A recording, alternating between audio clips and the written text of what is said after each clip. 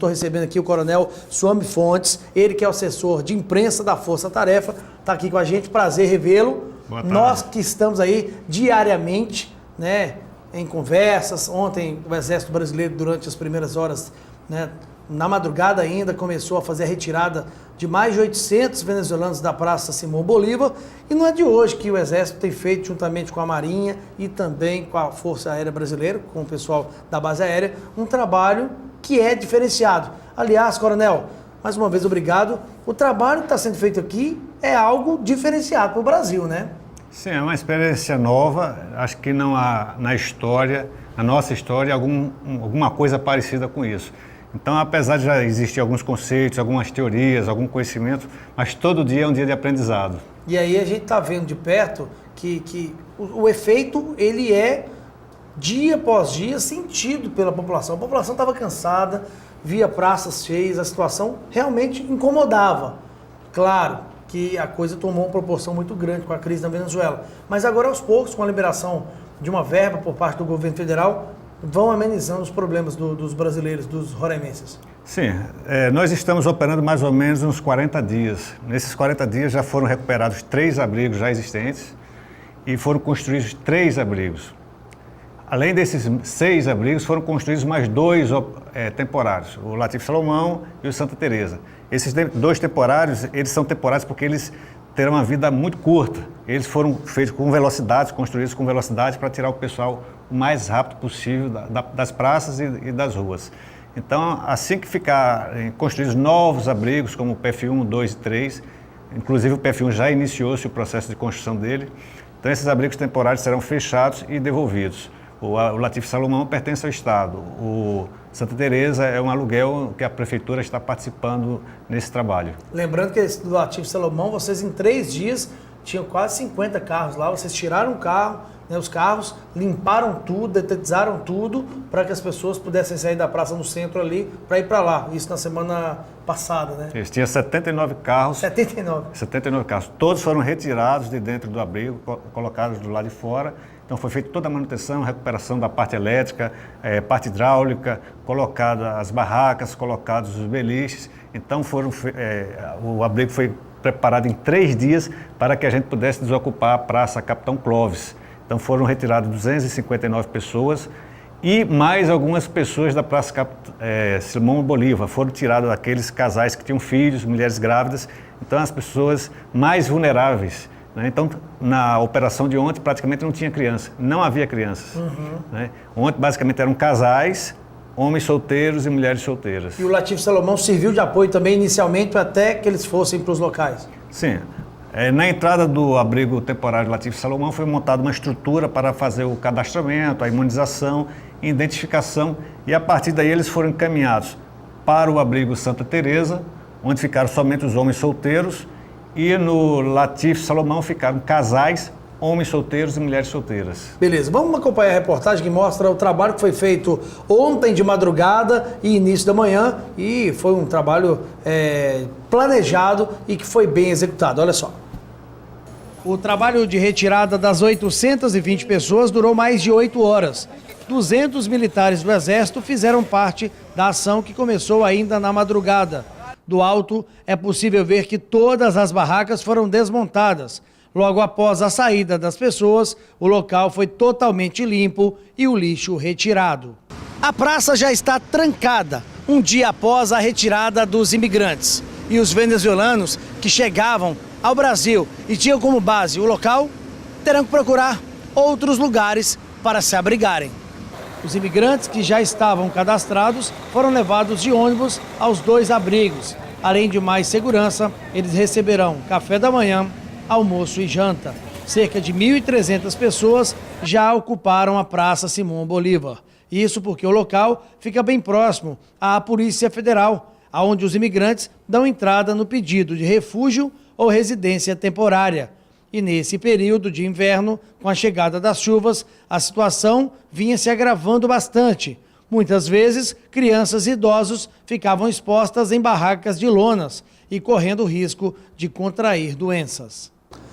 Sem dúvida alguma, esse trabalho faz com que eles tenham dignidade, porque saindo de lá, além da exposição a doenças, eles agora nos abrigos têm o café da manhã, almoço e janta, são imunizados, tem a televisão com TV a cabo, tem ventilação, tem os banheiros, é um local mais seguro, mais digno. E como que faz? Ali a gente viu que juntaram muito lixo. É impossível você também ficar numa praça e não juntar algumas coisas. É normal. No abrigo, há uma preocupação maior para que isso não aconteça? Sim, o abrigo é todo preparado para essa situação. Então, há a coleta de lixo, há as lixeiras. Ele é preparado realmente para receber bem os imigrantes. E agora, essas pessoas que chegam normalmente iam para a praça está fechada, como eu mostrei na reportagem ali. Essas pessoas já estão indo para algum lugar? Alguém faz esse levantamento para vocês? Os abrigos, eles têm um efetivo que varia diariamente. Então, o que acontece? O imigrante ele pode seguir 3 destinos. Ele pode retornar para o seu país de origem. Muitos deles retornam para o país de origem. Outros conseguem emprego na própria cidade. Sim. E quando conseguem emprego, vão atrás de um aluguel.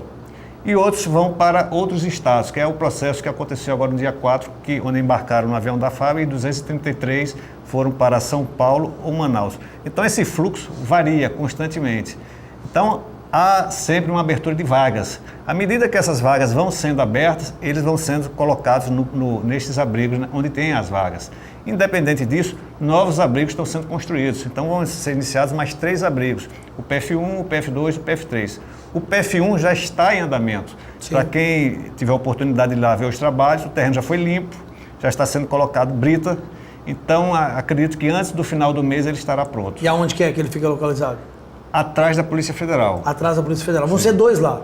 3 abrigos lá. E tem um planejado para Pacaraima ainda? Sim, Pacaraima existe um abrigo, que já há algum tempo, e será construído mais um abrigo que deve ter o nome de BV8. Então a capacidade dele deve ser em torno de 500 pessoas.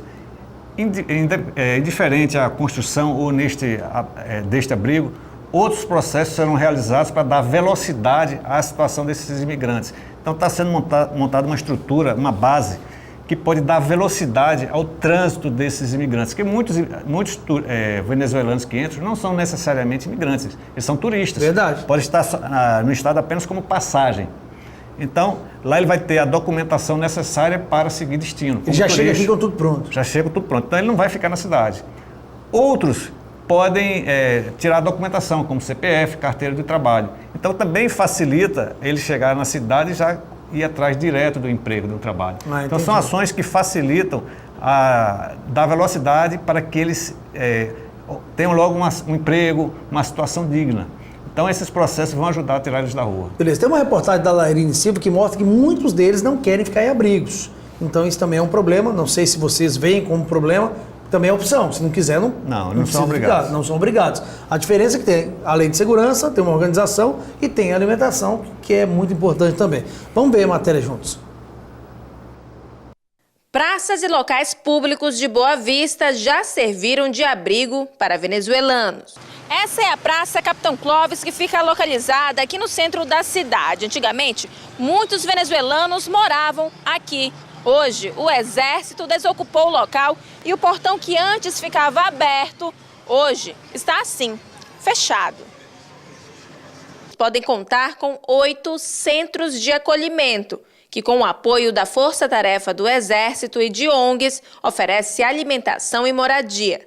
A criação dos abrigos possibilitou que muitos imigrantes saíssem das ruas. Jéssica Sabata vive nesse abrigo localizado no bairro Senador Hélio Campos há um mês. Mas antes, ela morava em uma das praças da cidade com a filha, sob condições precárias. Minhas condições eram horríveis. Dormia no sol, na terra. Mesmo desempregada, hoje ela conta com a ajuda do centro, onde ela tem um pouco mais de qualidade de vida. Aqui neste abrigo, eles me tratam muito bem. As condições são boas. Se dorme bem, se come bem. Há médicos que atendem. Minha filha vive melhor. Minha filha também vive melhor. Com as transferências de venezuelanos para outros estados, os abrigos começam a disponibilizar novas vagas. Além disso, o Exército está construindo novos centros de acolhimento para atender a demanda. Mesmo assim, alguns imigrantes ainda insistem em morar em locais públicos. Nesse prédio, por exemplo, eles estendem até roupa na janela. Os cômodos viraram quartos. A aparência é de um condomínio onde mais de 200 pessoas vivem ali. O prédio não tem iluminação e está com a estrutura danificada, colocando em risco a própria segurança desses imigrantes. Muito bem, tá aí então a Laerine mostrando pra gente. Desse local aí, fica próximo à Prefeitura de Boa Vista, né? Já fizeram um levantamento disso aí? Sim, tem em torno de 180 pessoas. O passo seguinte, com a construção também dos novos abrigos, eles serão convidados a ocupar esses novos abrigos. Normalmente, alguns têm um receio de mudar para os abrigos porque eles não conhecem. Depois que eles se mudam para o abrigo, vê que a situação é bem melhor do que a situação que se encontrava antes. Eles acham que não vão ter liberdade. Na verdade, tem que seguir regras, é claro. Sim. Mas lá eles têm a liberdade, né? Sim, de entrar e sair. Os portões são abertos, tanto que se me perguntar agora, nesse minuto, quantos tem determinado abrigo?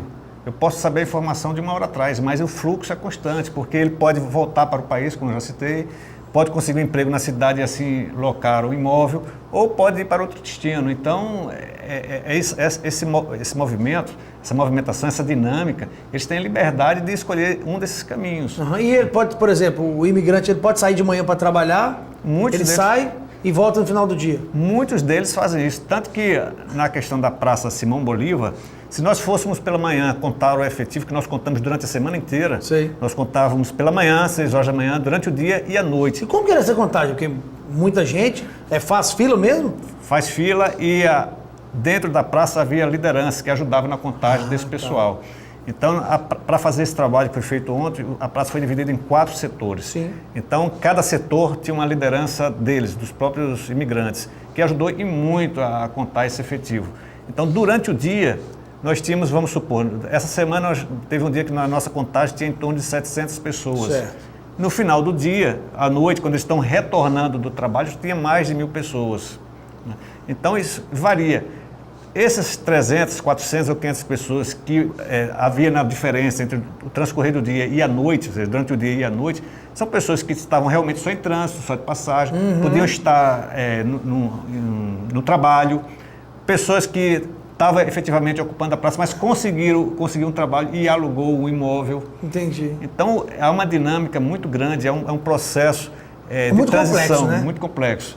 Qual que é o fluxo hoje de pessoas entrando na fronteira? Já chegou a 1.000, né? Normalmente era em média 800, mas eu tive a informação que caiu para 400 em média.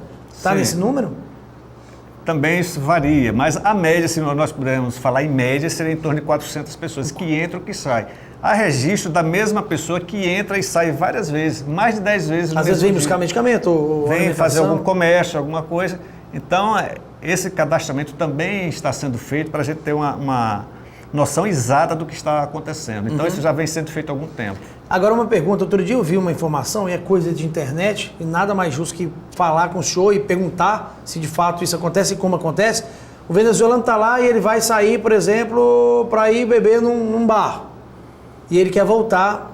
Tem horário para entrar? Sim, existe horas. Se ele chegar depois do horário, não entra? Sim, existem horas. Então, em torno de 10 horas da noite, meia-noite, depende muito do abrigo. Sim. Então, o Santa Teresa, por exemplo, se não me engano, é em torno de meia-noite. Porque o Santa Teresa, a primeira vez que ele foi ocupado foi de ontem para hoje. Sim. Né? Mas tem abrigo com 10 horas da noite a gente está fechando. E, por exemplo, se a pessoa chega lá depois de 10 da noite, se o horário é 10, ele já sabe que não vai entrar. Já sabe que não vai entrar. Para não trazer tumulto também para quem está lá, até porque tem famílias, né? Sim, a questão de um saber respeitar o outro, a questão de barulho, não invadir a privacidade do outro. Então, existem alguns direitos, mas também existem deveres. Tem que ser assim, né? Viver em coletividade. Sem dúvida, não é fácil. Em casa não é fácil, imagino, com um abrigo com 800 pessoas também não é fácil. A questão da alimentação, para a gente finalizar a entrevista aqui. Eu sei que os indígenas pediram, né, para não mandarem a comida pronta. Sim. Né, e os não indígenas querem, já recebem o café da manhã, o almoço e a janta. E semana passada teve a informação também de que alguns venezuelanos acharam ruim, não sei se foi a farinha que eles não gostaram, e se recusaram a comer, o que é bem feito, aliás, que eu acompanhei de perto lá, né? A Band foi a única emissora que acompanhou de perto desde 4 da madrugada, né? Eu cheguei 4 da madrugada, já estavam acabando o café da manhã e iniciando o almoço. A alimentação é de qualidade, mas eles disseram não gostamos, não vamos comer. Aconteceu de fato isso? Não, isso não procede. A Força Tarefa já vem produzindo a alimentação deles há bastante tempo. são produzidos milhares de alimentações por dia, as quentinhas, né? Como já foi falado, os indígenas recebem os gêneros por questões Sim. culturais. Os demais abrigos, os não indígenas, já recebem as quentinhas prontas. Então, são fornecidos esses alimentos para vários abrigos. Todos recebem a comida da mesma origem. Então, pelo que eu estou entendendo, houve um fato pontual, um fato isolado. Agora, há realmente, como eu já citei antes, as questões culturais. Por exemplo, nós aqui no Brasil, nós comemos arroz. Outros países não comem.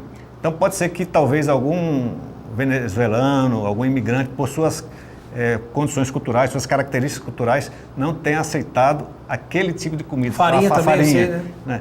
Tanto que a comida é a mesma para todos os abrigos, para todos que estão no mesmo abrigo, e não houve essa reclamação. Entendi. Pode haver, sim, talvez alguns questionamentos daquele tipo de comida. Ele Algo não aprovar, pontual. algo pontual. E a questão da alimentação eram 4.500 refeições dia. Vai aumentar para quanto agora? Sim, aí com a entrada de mais 877 imigrantes ontem nos 2 abrigos, são mais 877 refeições feitas para o café, mais 877 para o almoço, mais 877 para a janta. É muita coisa, né? E com o abrigo de Pacaraima, o novo abrigo lá, que vai dar suporte também, chegaremos a 11 abrigos no total? Ou vai passar isso? Não, nós temos hoje 8 abrigos 8 funcionando. Aqui. Serão construídos mais 3, 11. Nós temos em Pacaraima 1, será construído mais 1, serão 2. Então é só somar, né? 8 aqui, mais 3, 11, mais 2, 13. 13 abrigos. 13 Isso abrigos. nas próximas semanas. Acredito que até o final do mês a gente consiga preparar mais um aqui e mais um em Pacaraima. Então, possivelmente, no máximo 2 meses, 4 abrigos estejam prontos. E vai ultrapassar, então, 5, 6 mil pessoas. A capacidade é entre torno de 5 a 5.500 pessoas, porque cada abrigo ele é projetado mais ou menos para 500 pessoas. Pois é. As pessoas que querem ajudar os abrigos podem? Porque às vezes as pessoas ajudavam já fizeram um compromisso lá na praça. Aí não vão poder mais doar os alimentos na praça, uma sopa, um arroz, carreteiro, alguma coisa assim. Podem doar para alguém, para a base, ou lá mesmo, roupa, brinquedo? Sim, existem organizações não governamentais ou a própria Acnur que pode receber esse material. Então, existem alguns procedimentos, alguns protocolos. Então, vamos dar um exemplo. Um abrigo que tenha crianças de 0 a 2 anos. Então, a Acnur deve receber esse material em condições de fornecer para todas as crianças de 0 e 2 anos. É um produto específico para aquela idade. Entre outra faixa etária, é outro tipo de doação, outro tipo de brinquedo. Então é melhor procurar quem já tem os dados, já sabe direitinho. Já tem esse protocolo e sabe como deve ser feita essa doação. Beleza. Coronel Suame Fontes com a gente, assessor de imprensa da Força Tarefa, quem eu agradeço pela presença aqui. Obrigado. O papo fluiu, rendeu muita coisa que foi tirada aqui de dúvida. Estamos à disposição. Eu sei disso, tá bom? Vou pro intervalo. Daqui a pouco estou de volta trazendo mais informações para vocês de casa. Obrigado. Valeu, até já.